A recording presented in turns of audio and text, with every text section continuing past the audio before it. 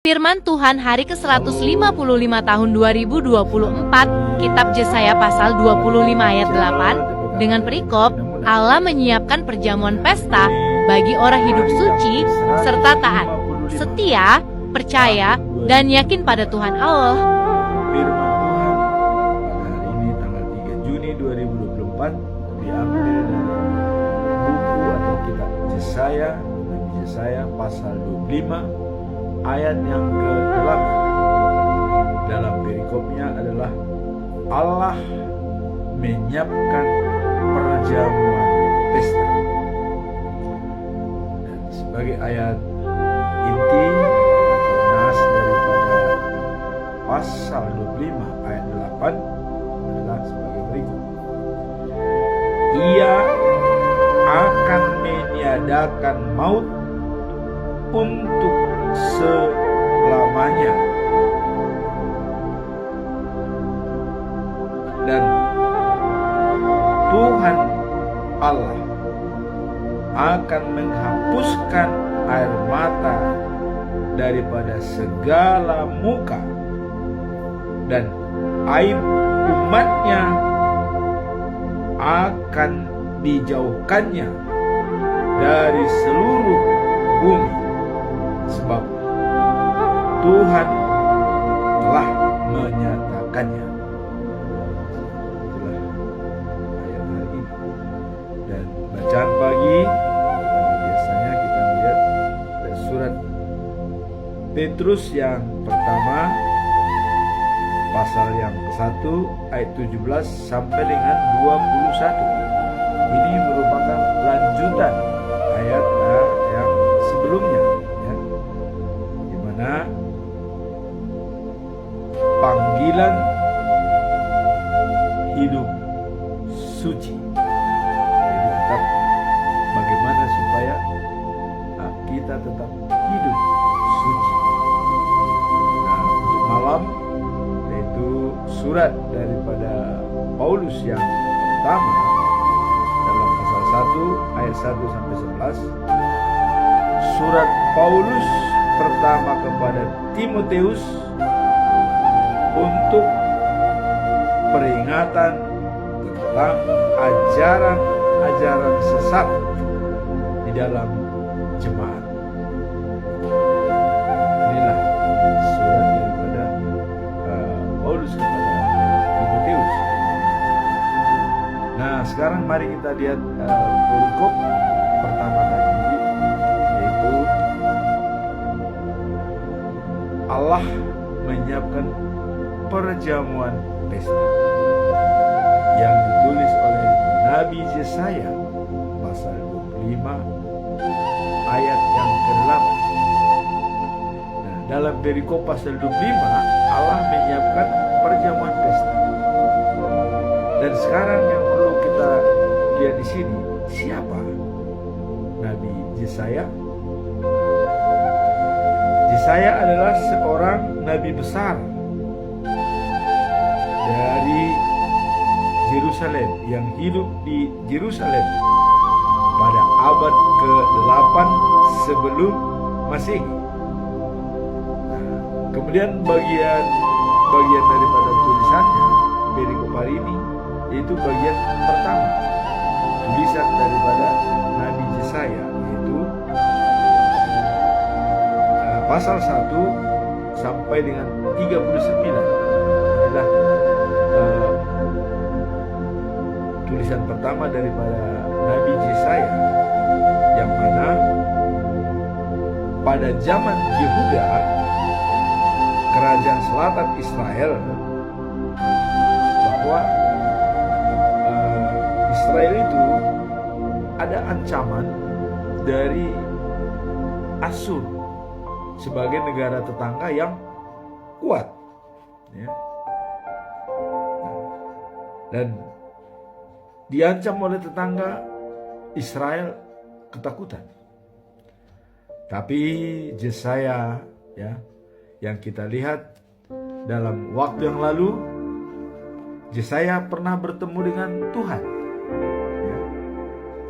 Itu dalam Khotbah Yesaya pasal 6 ayat 1 sampai 8, ya.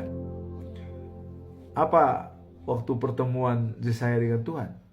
Celakalah aku, karena saya berdosa. Karena kalau melihat Tuhan, apalagi yang berdosa, itu nggak akan tahan, pasti akan mati. Tapi ada malaikat yang mencoba mendekati Yesaya. Diambil bara perapian dengan supit dan ditempelkan di mulutnya Yesaya. Dosamu diampuni, kata malaikat. Nah, sehingga Yesaya tidak lagi takut. Nah, kemudian ada kata-kata daripada Tuhan kepada Yesaya, ya, yang mengatakan bahwa siapa yang akan kuutus? Ini yang dinyatakan oleh Allah. Kemudian siapa yang akan membawa berita kita? Wow. Jadi Allah sangat bersahabat dengan Yesaya. Sudah mengatakan siapa yang membawa berita kita, kata Tuhan. Jadi sudah ada kata-kata kita, ya. Nah, langsung Yesaya menjawab, inilah aku, utuslah aku. Inilah pengakuan dan pernyataan daripada Yesaya.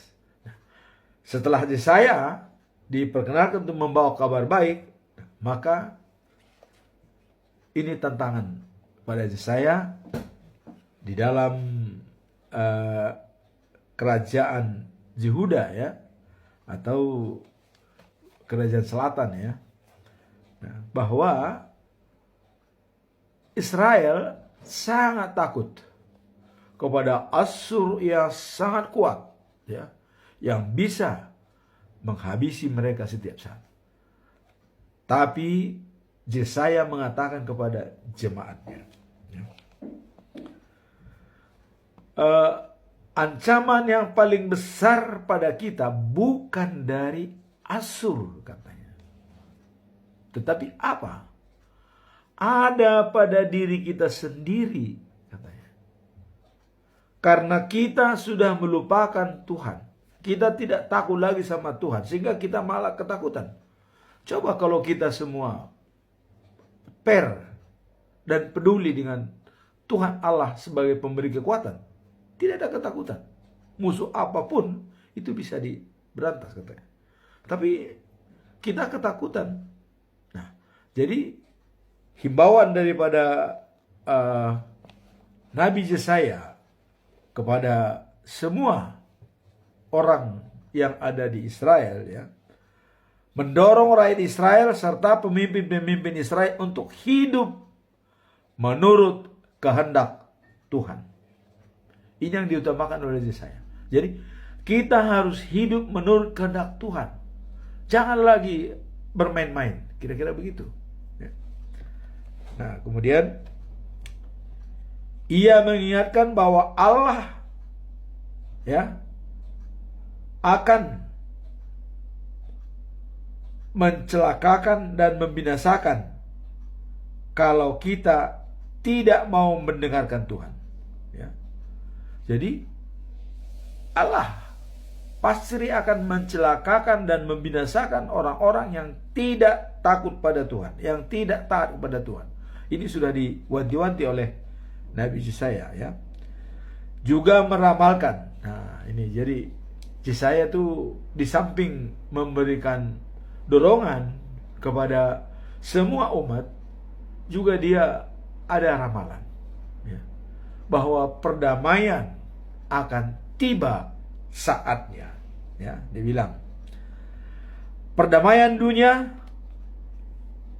dan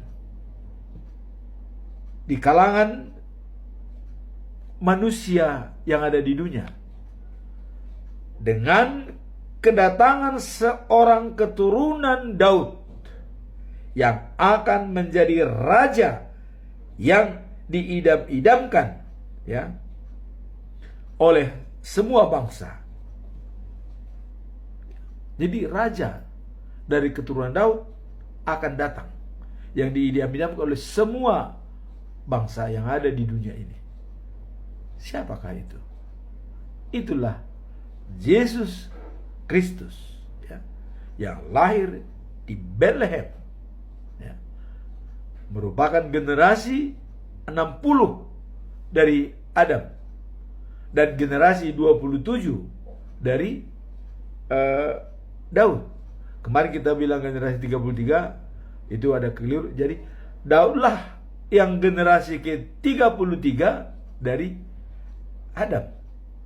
Nah, kemudian kalau dari Daud, Yesus adalah generasi ke-27. Artinya 60 dikurang 33. Jadi generasi 27 dari Daud dan generasi 60 dari Adam. Itulah Yesus yang disampaikan oleh Nabi Yesaya.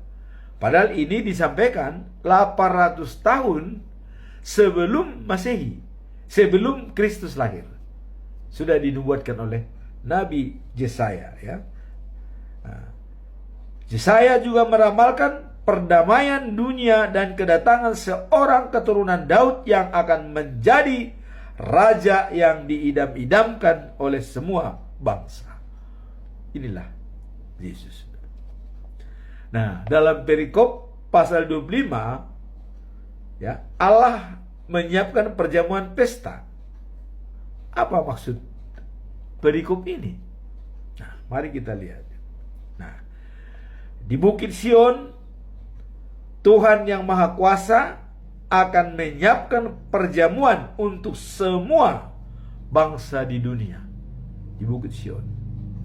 Waktu yang lalu, Allah sudah memilih bahwa Sion adalah tempatnya selama-lamanya, tempat tinggal Tuhan selama-lamanya. Maka, ya, dalam KOR, khususnya HKBP dikatakan, O Sion nauli, halamanmu seredo. O Sion yang baik, halamanmu emas murni. Itu kira-kira. Nah, dan itulah tempat tinggal Tuhan selama-lamanya.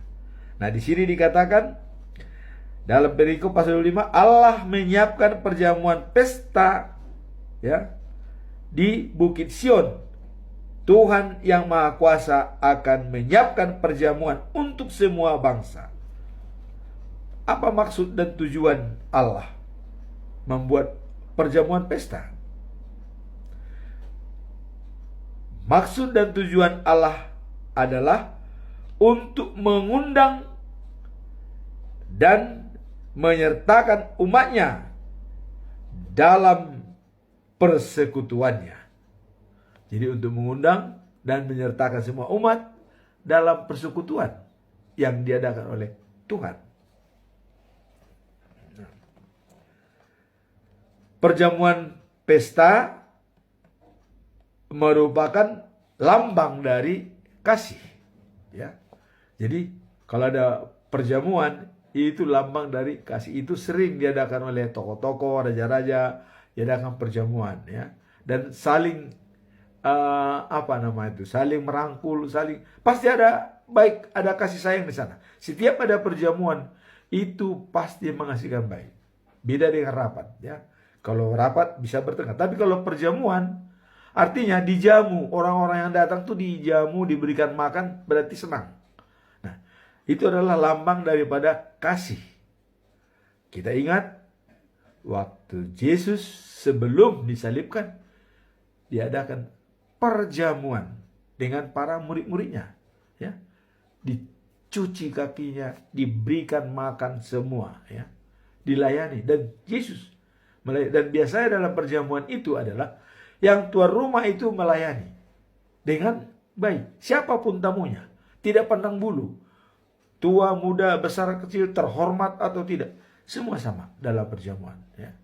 Nah, beda dengan undangan khusus, ya. Kalau itu ada tempat, kalau perjamuan itu berbaur semua. Jadi kasih itu nyata. Nah, itulah arti perjamuan, ya.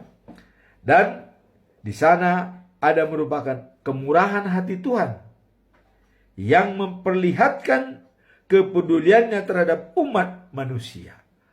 Jadi dalam perjamuan itu adalah memperlihatkan kepeduliannya kepada manusia, Tuhan.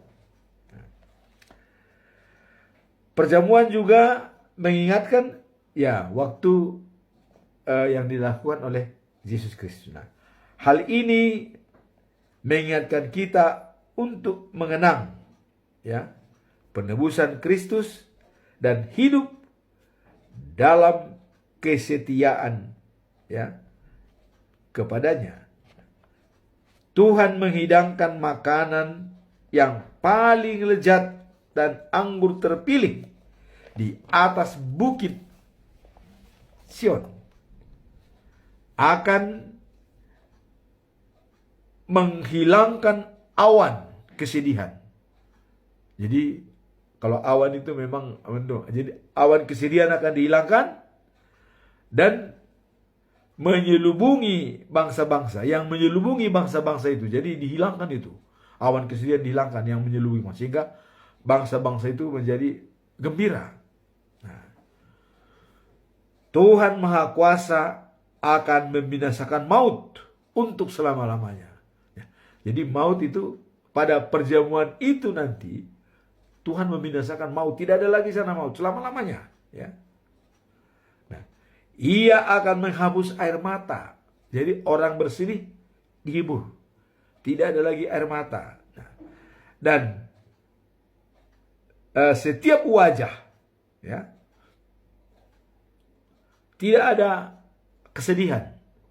Setiap muka atau wajah daripada orang semua ceria ya. Nah, dan menjauhkan ya yang datang, yang ditanggung umatnya ya di seluruh bumi. Jadi menjauhkan ya kekejian ya, dan juga yang kekerasan. Tidak ada lagi kekerasan di sana ya, yang ditanggung umatnya di seluruh bumi.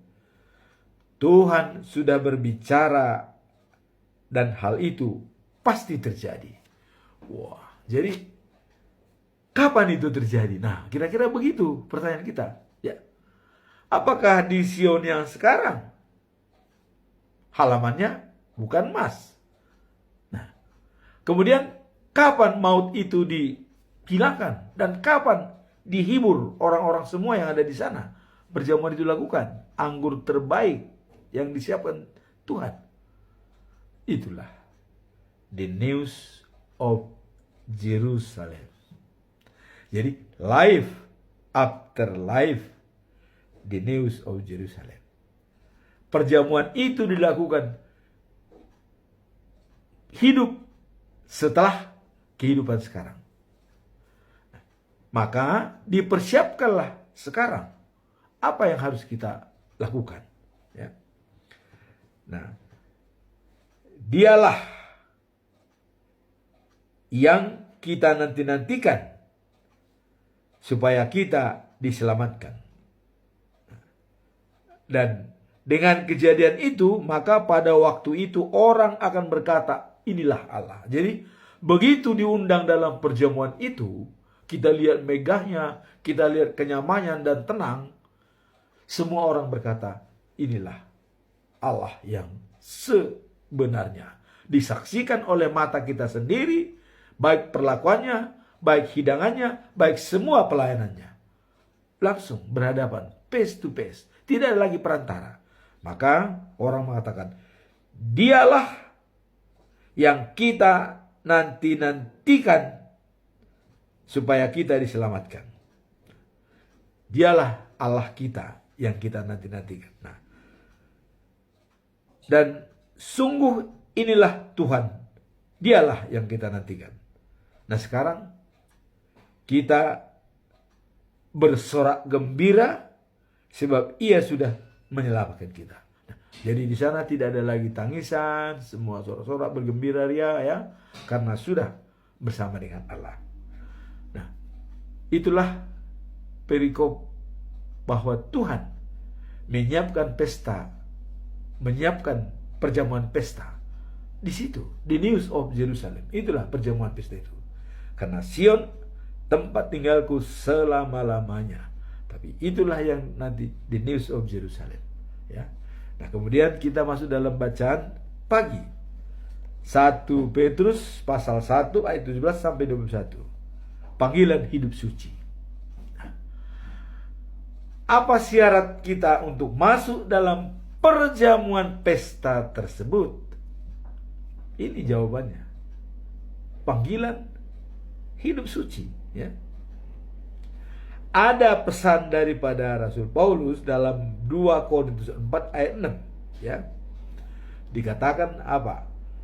Habis gelap, terbitlah terang.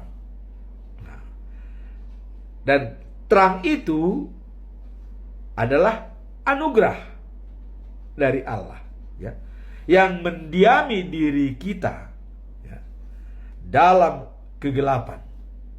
Karena diri kita ini sebenarnya sudah gelap. Adanya dosa turun-temurun dari Adam. Karena Adam sudah berdosa. Kalau siapapun dia, kalau dia keturunan Adam, pasti berdosa. Inilah dikatakan, habis gelap, terbitlah terang. Kegelapan itu kita dahulu dengan nenek moyang kita, kegelapan, menyembah berhala segala macam. Tapi datanglah anugerah Tuhan, ya, masuk ke dalam diri kita, dan dia menjadi bisa terang. Tapi apakah terang itu bisa terus memancarkan? Ada kalanya dia redup memang. Pada saat kita lemah, dia redup. Pada saat kita memang cerah, dia bersinar. Maka dikatakan oleh dalam Galatia, ya, 5 ayat 22 dikatakan bahwa jangan jemu-jemu berbuat baik. Karena kita akan menuai kalau kita tidak lemah. Jadi kuncinya hidup suci adalah jangan jemu-jemu berbuat baik. Ini syaratnya untuk hidup suci tadi, kata Paulus, ya. Nah, kemudian kalau dalam surat Petrus ini, kalau tadi Paulus mengatakan habis gelap terbit terang, berarti kita harus disucikan dengan anugerah manusia, anugerah Tuhan, anugerah dalam rohani, ya. Nah, itulah perbuatan roh hasilnya menjadi terang. Nah, sekarang kita sudah diberikan anugerah oleh Tuhan, ya, yang berdiam dalam diri kita, yang terbuat dari tanah. Karena kita ini dari tanah. Jadi harta rohani itu, harta surga itu masuk dalam diri kita yang terbuat dari tanah. Nah, dan bisa merubahnya menjadi terang, bersinar dan menerangi sekitar. Itu, dan kasih amal perbuatan sebagai harta kita yang sesungguhnya di surga. Jadi kalau ditanya, apa sih hartamu? Apakah harta yang ada di bank? Apakah yang kita miliki? Wah, kalau harta kita ini masih di dunia, itu masih bisa disengat rayap dan kena oleh karat. Tetapi kalau harta yang ada di surga, aman, tidak bisa kita ambil, dan itu merupakan tabungan, nanti akan kita ambil. Nah, terus bagaimana harta kita itu? Ya itulah perbuatan kita selama ini. Apa saja yang sudah kita lakukan, berbuat. Amal kita menyumbang orang yang miskin, ya itulah harta kita. Jadi simpanlah harta sebanyak-banyaknya di surga, bukan di dunia. Kalau di bank, besok itu habis. Berapa miliar pun hartamu di dunia ini, gak ada artinya itu. Tetapi walaupun 1 peser kamu simpan hartamu di surga, itulah yang akan kita tuai. Kumpulkanlah harta sebanyak-banyaknya. Nah, jadi dalam surat Petrus yang kedua ini, ya, lanjutan dari ayat sebelumnya, 1 Petrus 1 ayat 6 ayat 13 sampai 17, ya. Jadi panggilan hidup suci. Hendaklah kalian suci sebab aku suci. Ini tertulis dalam Alkitab. Kudus, kudus, kuduslah Allah. Nah, kalau Allah itu kudus, nah, kalau sudah terang ada pada diri kita, ya kita juga harus ikut kudus. Kira-kira begitu, ya. Nah, waktu kita berdoa, Allah Bapa di surga, apa yang tercipta dalam diri kita? Allah Bapa yang dikuduskan namamu, disucikan namamu. Nah, menurut Paulus, Allah, ya, atau Bapa, itulah yang menghakimi manusia pada akhir zaman. Jadi yang kita sebut itu Allah Bapa yang Maha Suci. Dialah yang menghakimi kita pada akhir zaman. Itu kata-kata daripada Paulus. Nah,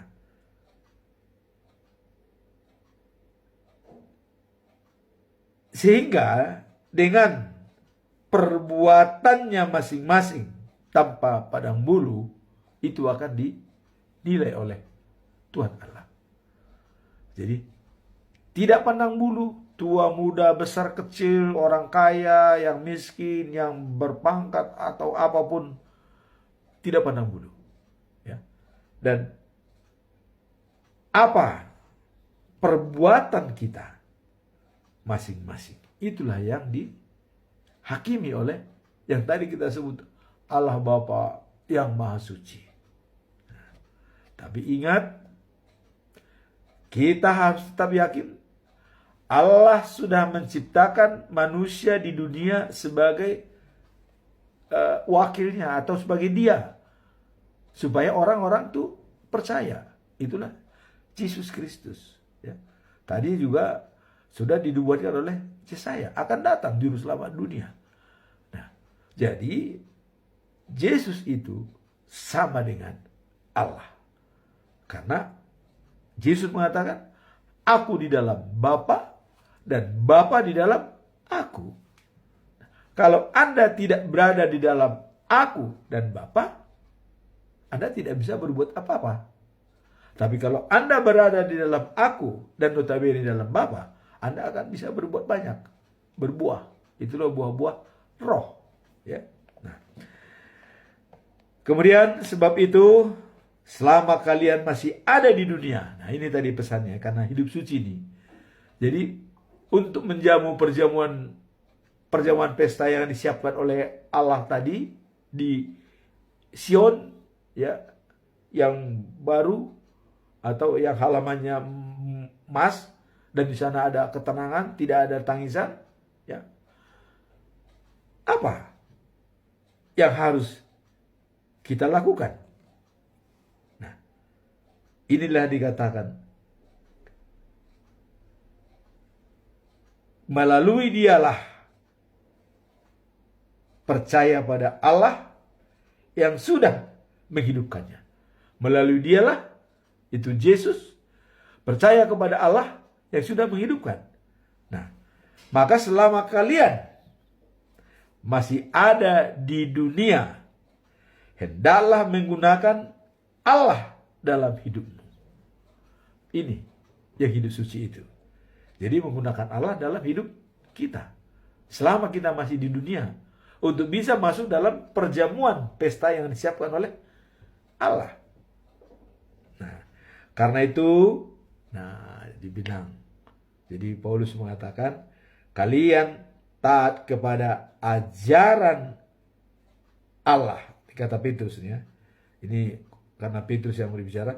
Karena itu kalian taat kepada ajaran Allah, maka kalian akan membersihkan diri, ya, dan mengasihi orang-orang seiman, ikhlas, dan hidup suci bersama Allah. Jadi kalau kita sudah membersihkan diri, ya, mengasihi sesama seiman, kita sudah menyucikan diri bersama dengan Allah. Nah, itulah bacaan pagi, ya. Jadi bacaan pagi itu mendukung untuk perjamuan perikop hari ini yang disiapkan oleh Tuhan Allah. Kemudian bacaan malam. Nah, ini malam adalah 1 Timoteus pasal yang pertama 1 sampai 4. Nah ini, kalau ini surat Paulus